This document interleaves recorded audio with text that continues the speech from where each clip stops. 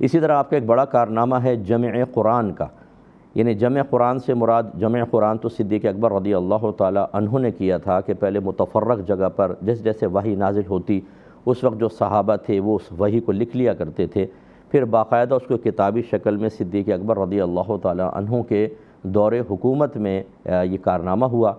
لیکن جب دور عثمان غنی رضی اللہ تعالی عنہ آیا تو چونکہ قرآن پاک کم از کم 7 لغات پہ، بعض روایت میں کہ 14 لغات پر نازل ہوا، یعنی لہجے مختلف تھے قرآن کو پڑھنے کے، مضمون وہی، مفاہیم وہی، کلام میں کوئی تبدیلی نہیں، لیکن عربوں کے مختلف لہجوں کے اندر قرآن نازل ہوا۔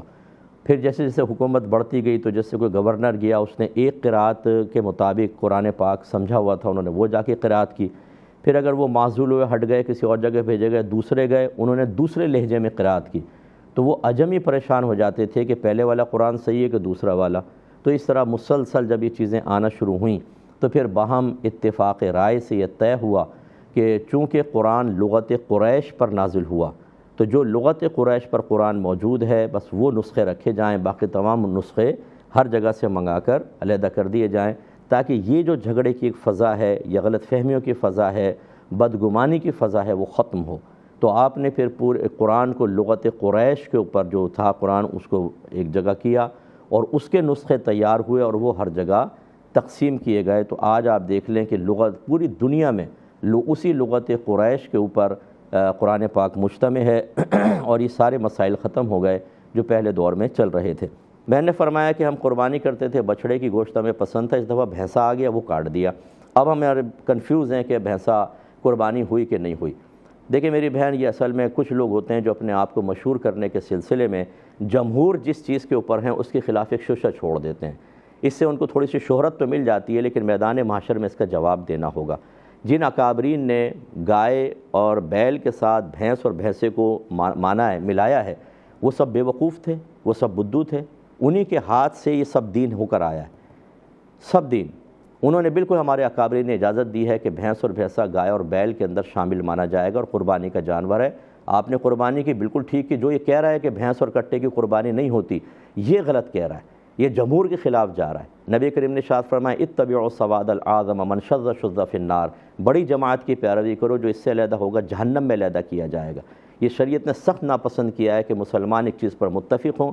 خود سرکار نے فرمایا وما رأى المؤمنون حسنا فهو عند اللہ حسن، جس کو مسلمان اچھا گمان کریں اللہ تبارک و تعالیٰ بھی اس کو اچھا سمجھتا ہے۔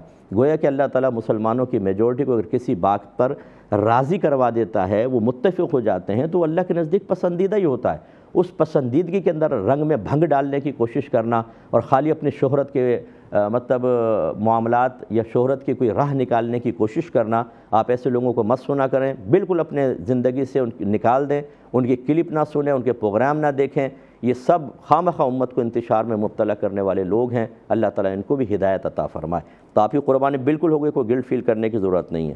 ایک کالر ہمارے ساتھ ہیں، پہلے کال لیتے ہیں۔ السلام علیکم۔ شیلین ڈراپ ہوئی ہے۔ ایک انہوں نے کہا کہ ہم ایک جانور لے آئے، چھوٹا جانور جیسے بکرا وغیرہ، اس کے دانت نہیں نکلے، دانت نہیں تھے۔ دانت نہیں سے مراد یہ کہ وہ دانت گر نہیں گئے تھے، مطلب کھیرا جس کو کہتے ہیں، غالباً جو انہوں نے بتایا کہ اس کے 2 دانت نہیں نکل آئے جو عمر کو ظاہر کرتے ہیں، تو کیا اس کی قربانی ہو گئی یا نہیں ہو گئی؟ دیکھیں میری بہن، دانت اصل نہیں ہے، اصل ہے عمر کا ہونا۔ فرض کر لیں میں نے ایک بکرا پالا ہے، میرے گھر میں 1 سال کا ہو گیا، میں نے دیکھا دانت نکلے ہی نہیں اس کے، یعنی بڑے دانت نہیں نکلے، اب یہ تو کنفرم ہے کہ 1 سال کا ہے، بالکل طیب قربانی ہے، کوئی مسئلہ ہی نہیں ہے۔ تو اگر بکرا واقعی 1 سال کا ہے، آپ کو اعتماد ہے، یا جس قصائی وغیرہ نے یا جس بھی منڈی سے آپ نے خریدا آپ کو اعتماد ہے اس شخص کے اوپر، تو چاہے بڑے دانت نہ نکلے ہوں، اس کی قربانی بالکل جائز ہے، 1 سال کا بس ہونا چاہیے۔ ہاں یہ ضرور ہے کہ چونکہ آج کل دھوکہ دہی بہت زیادہ ہے، اس لیے لوگ اطمینان کرنے کے لیے دانت چیک کر لیتے ہیں تاکہ بالکل کنفرم ہو جائے کہ بھی اس عمر میں ہی دانت نکلتے ہیں 1 سال کے بعد تو ٹھیک ہے۔ پھر تو یہ اطمینان قلب ایک الگ چیز ہے کہ اگر سامنے والا قابل اعتماد نہیں ہے، آپ کو دیکھ کر اندازہ کرنے کا شعور اور مہارت حاصل نہیں ہے، تو پھر آپ رہنے دیں، پھر دانت والا ہی لے لیں۔ لیکن اگر آپ کو کسی بھی طریقے سے اعتماد ہے، جیسے بکرے کی قد کاٹھی بتا دیتی ہے کہ وہ 1 سال کا ہو چکا ہے، تو چاہے کھیرا ہو، بڑے دانت نہ نکلے ہوں، آپ کی قربانی بالکل صحیح ہوگی۔ بسم اللہ الرحمن الرحیم۔ یہ کسی نے پوچھا تھا کہ کسی نے کہا ہے کہ جنت البقیع دنیا کا واحد قبرستان ہے جہاں عذاب الہی نازل نہیں ہوتا بلکہ صرف رحمتوں کا نزول ہوتا ہے، اور یہاں دفن شدہ ہر شخص بخشا جائے گا، کیونکہ ایمان کی حالت میں مدینے میں موت آنا بھی بخشش کی علامت ہے۔ کیا یہ بات صحیح ہے؟ دیکھیں، یہ دعویٰ مطلب خود ساختہ ایک دعویٰ ہے۔ ایک ہوتا ہے حسن ظن قائم کرنا، اور ایک ہے کہ حقیقت حال تو یہ ہے کہ جنت البقیع کے اندر نبی کریم صلی اللہ علیہ وسلم کے زمانہ اقدس کے منافقین بھی دفن کیے گئے ہیں، اور وہ منافق تھے جو منافقین اعتقادیہ تھے، کہ جو نبی کریم کو دل سے نبی تسلیم نہیں کرتے تھے، اور وہ مطلب صرف ظاہری طور پہ کلمہ پڑھتے تھے، تو کیا ان کے اوپر رحمتیں نازل ہوں گی؟ لازم بات ہے کہ ان کو تو عذابات قبر ہوں گے۔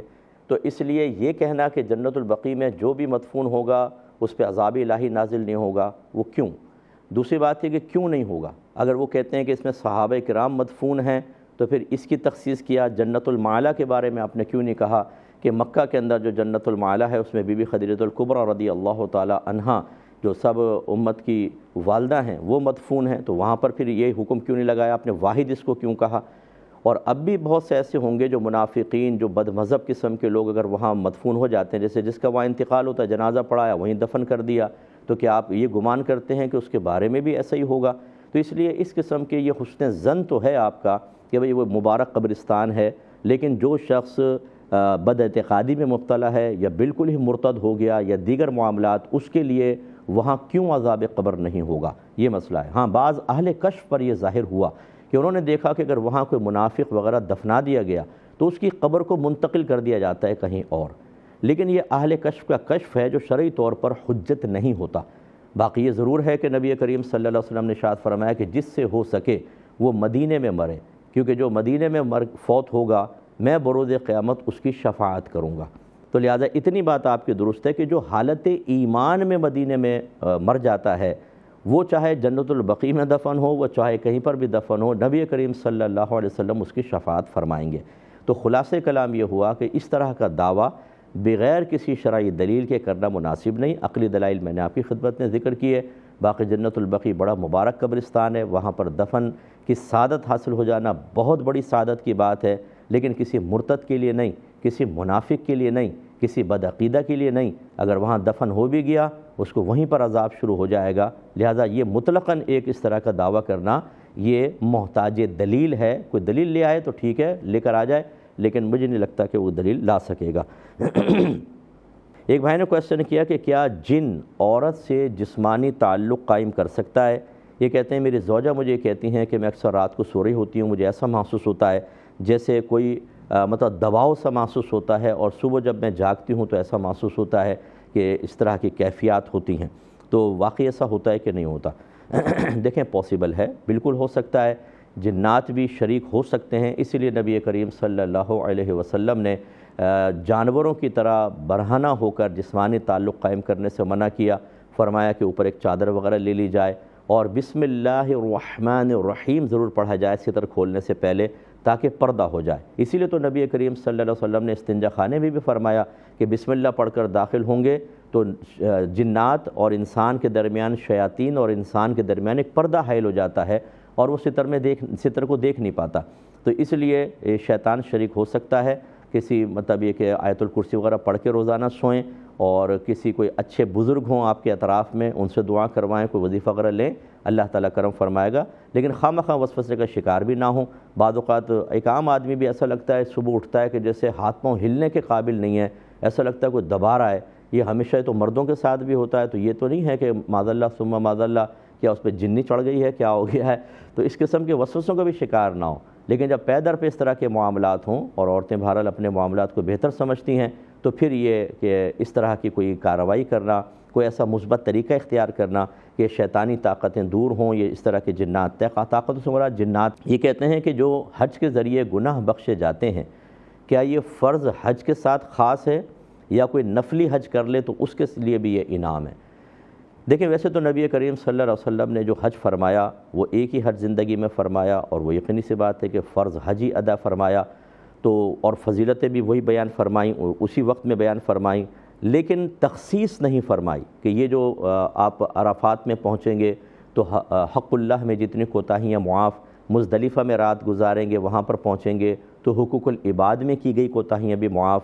یہ نبی کریم نے بشارت تو دی لیکن اس میں فرض یا نفل کی تخصیص نہیں فرمائی، اور اللہ کی رحمت بہت بڑی ہے، لہذا ہم یہی کہیں گے کہ چاہے فرض حج کریں چاہے نفل حج، دونوں کو یہ فضیلت اور مقام حاصل ہوگا۔